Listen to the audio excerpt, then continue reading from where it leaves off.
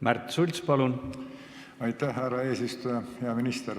Tähendab, et relva omamine on üks asi, relva hoidmine, kandmine, säilitamine on teine asi. Te siin ütlesite mitte meie kodanikke ja kõiki muid asju. Kuidas nende relvahoiuga lood on? Kas neil on relvakapid, kas neid jälgitakse, kas neid relvi loetakse, kas vaadatakse, kas seifis ei ole üle 50 padruni, ütleme püstoli puhul. Püstolil võib 1 000 000 tükki olla seal kapis, aga padruneid võib olla ainult 50 tükki relvaseaduse järgi.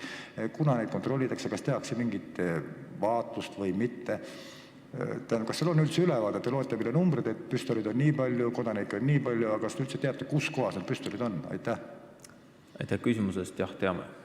See erisus on täna relvaseaduses, et kui on üks käsitulirelv, siis ühele käsitulirelvale ei pea olema seifi.